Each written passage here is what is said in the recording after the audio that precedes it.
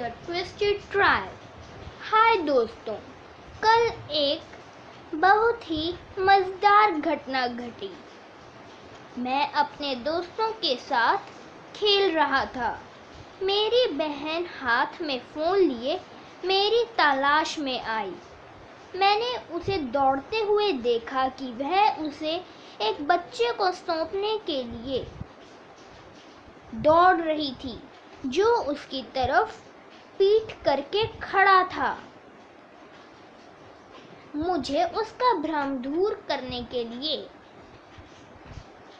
उसके पास जाना था। जैसे कि उस बच्चे की पीठ मेरी बहन की तरफ थी, उसे लगा कि वहां मैं था। हमें बहुत जोर जोर से हंसी आई। आज की कहानी गलत पहचान के बारे में ही है। आइए देखें कैसे।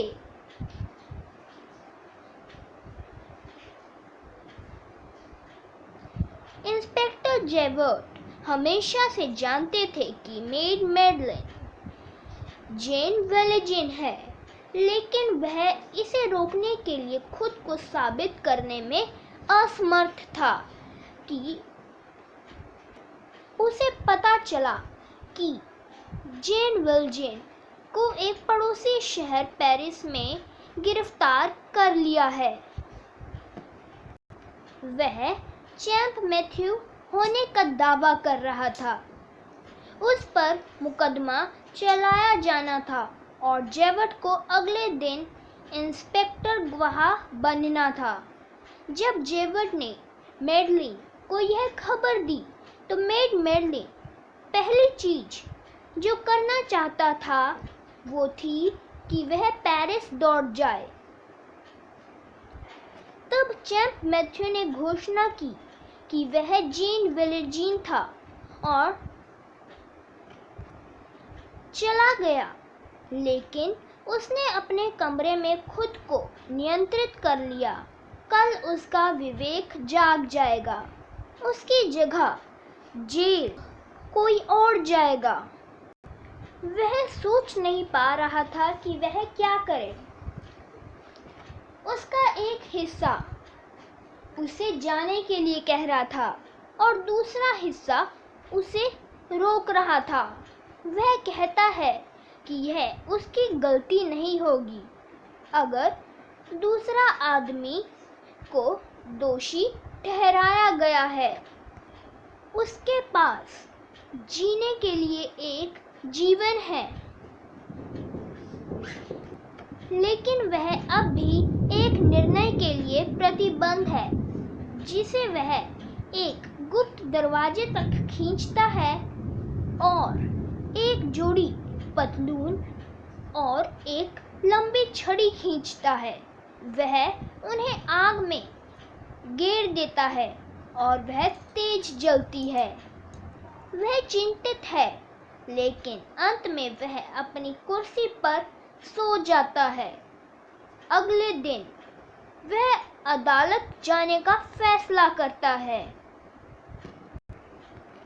मेड मैडलेन अगले दिन कोर्ट आ जाता है और जो स्टेज पर आदमी खड़ा होता है उसे देखता है। दोषी का वकील कहता है कि सेब की चोरी के लिए कोई सबूत नहीं है। चैंप मैथ्यू को ना ही दीवार से बाहर निकलते हुए देखा गया, ना शाखा तोड़ते हुए। उसने जमीन पर गिरे हुए सेबों को खा लिया। उसे इसलिए रखा गया था क्योंकि वह औपचारिक रूप से दोषी था। उसको जेन वेलेजिन कहने वाले 4 लोग हैं, इंस्पेक्टर जेवर्ट और ब्रेवेट चिनेल्डू और कोच पायले। अब क्या रह गया था? न्यायाधीश दोनों को ध्यान से सुनते हैं, फिर वह चैंप मैथ्यू को कहते हैं कि अगर वह कुछ कहना चाहता है।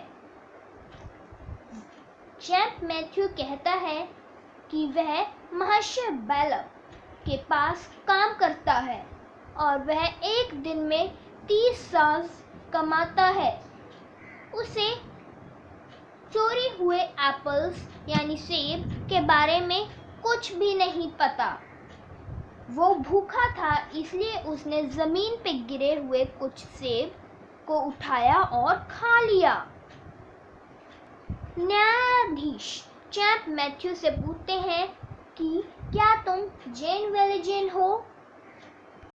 चैंप मैथ्यू बहुत नाराज हुआ और उसने कहा कि वो किसी ऐसे व्यक्ति को नहीं जानता है।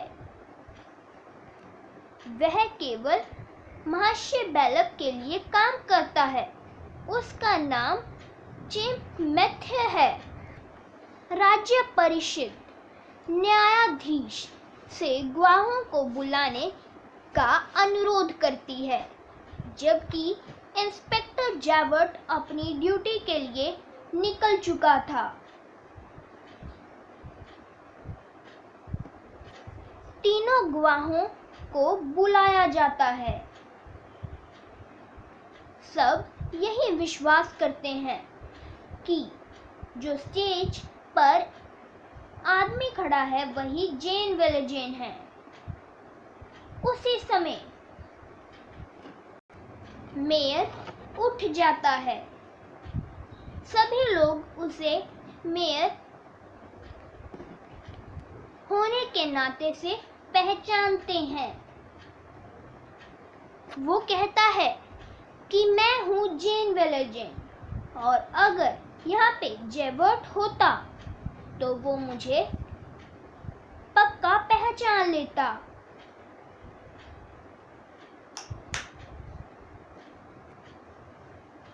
वो पहले व्यक्ति के पास जाता है और कहता है कि उसके पास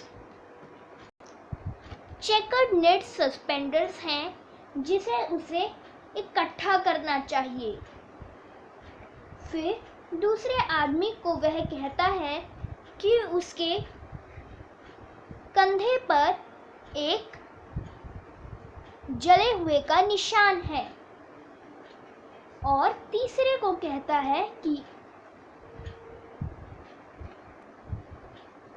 उसके बाएं हाथ पर एक तारीख है।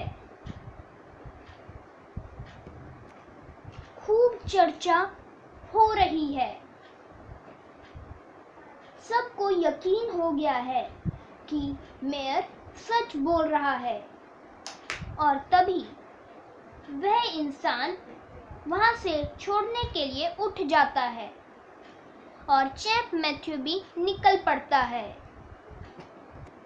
तो मेरे प्यारे दोस्तों, आप देख सकते हैं कि कैसे लुक्स को गलत समझा जा सकता है।